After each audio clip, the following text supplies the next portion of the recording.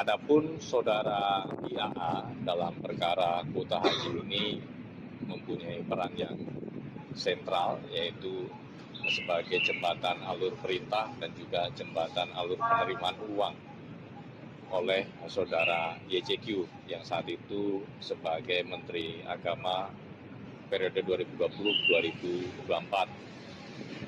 Untuk kuota haji tambahan 2023, Indonesia mendapatkan tambahan sejumlah 8.000 komunikasi dengan para asosiasi dan PIHK untuk menyerap kuota haji tambahan untuk jalur khusus atau sejumlah 8% dari 8.000 tersebut atau sekitar 640 kuota. Kemudian IAA juga cukup aktif berkaitan dengan pengumpulan fee percepatan atau T0 atau TX ya bagi para calon jamaah yang tidak perlu mengantre, jadi mendaftar, membayar saat itu, kemudian bisa berangkat haji saat itu juga. Ya, untuk tahun 2023 diduga pengumpulan fee percepatannya sekitar 5.000 US dollar per jemaah, jadi kurang lebih sekitar 80 juta rupiah, di mana fee percepatan dari para PIHK itu diduga mengalir kepada saudara YCQ, IAA dan juga pihak-pihak lain di Kementerian Agama. Kemudian untuk tahun 2024, IAA juga berperan aktif mulai dari proses awal berkaitan dengan diskresi yang dilakukan oleh Menteri Agama untuk kuota haji tambahan sebanyak 20.000, yang kalau kita melihat historinya ini juga untuk reguler sebetulnya, karena diperuntukkan untuk memangkas panjangnya antrean di ibadah haji reguler, yang dalam catatan kami ada yang menunggu sampai dengan 47 tahun. Namun kemudian YCQ memerintahkan kepada IAA ini untuk mengatur skema jika kuota haji tambahan tersebut dibelah menjadi 50%, 50%. Artinya 10.000 untuk kuota haji reguler, 10.000 untuk kuota haji khusus. Sehingga tersangka IAA ini juga aktif berkomunikasi dengan pihak-pihak di Arab Saudi, termasuk juga menyiapkan pertemuan antara Menteri Agama Indonesia dengan Menteri Agama Arab Saudi ya, untuk membahas bagaimana proses-proses ataupun mekanisme termasuk administrasinya berkaitan dengan pembagian kuota haji tambahan ini menjadi 50%, 50%. Karena awalnya tambahan ini untuk reguler seluruhnya, karena memang sesuai peruntukan awal ketika pemerintah Indonesia mendapatkan tambahan kuota ini dari pemerintah Arab Saudi, peruntukannya adalah untuk reguler, sehingga komunikasi secara intens dilakukan, salah satunya untuk menutupi supaya seolah-olah apa yang dilakukan ini tidak melanggar ketentuan perundangan ya, sehingga banyak hal dilakukan oleh saudara IAA dalam proses tindak lanjut dari diskresi yang dilakukan oleh saudara YCQ ya, termasuk juga koordinasi soal inputting di aplikasi IHADS-nya, karena di aplikasi IHADS itu kan menginput ya haji Indonesia, baik yang kuota dasar sebanyak 221.000 ya, yang itu dibagi 2% untuk reguler, kemudian 8% untuk khusus, kemudian haji tambahannya. Jadi kan awalnya reguler, tapi kemudian dibelah jadi reguler 50%, khusus 50%.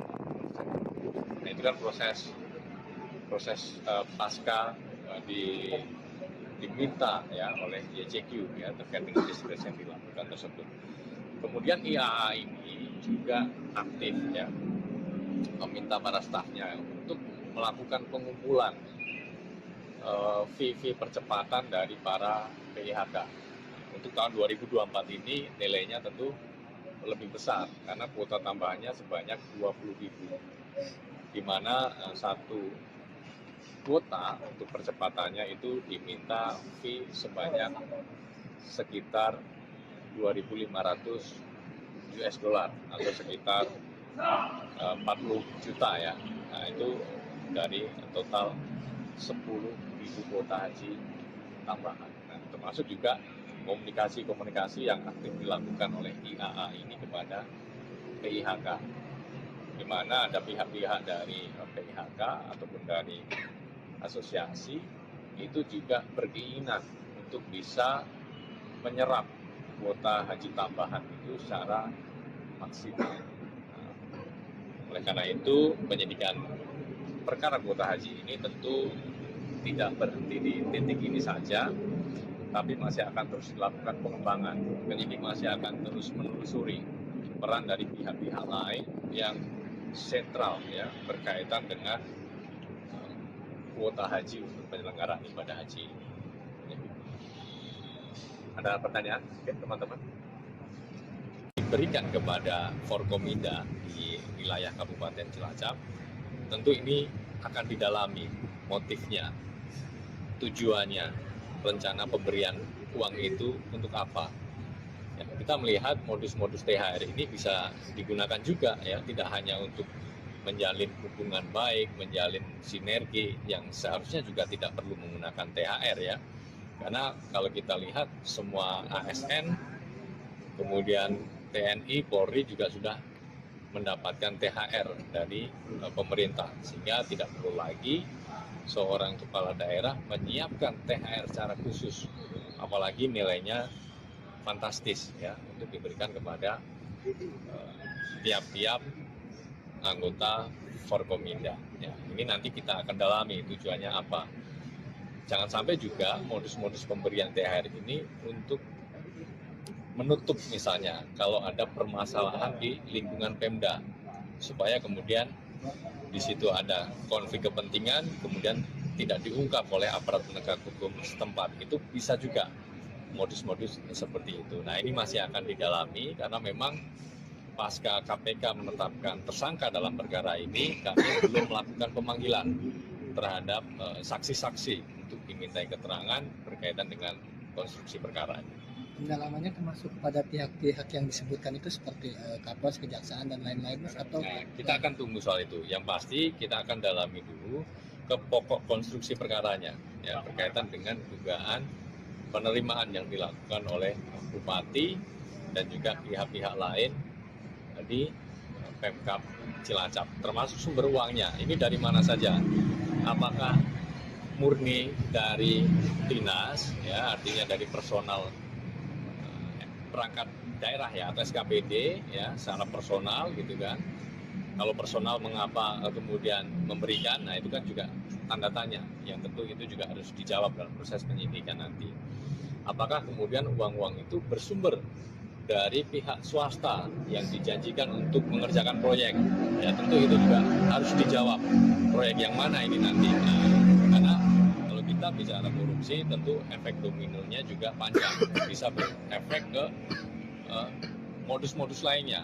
Nah, kalau ini bersumber dari swasta yang dijanjikan untuk mengerjakan proyek, artinya proses PBJ nanti juga harus ditanyakan. Ya bisa jadi ada pengkondisian, bisa jadi ada markup nilai, kemudian speknya diturunkan gitu.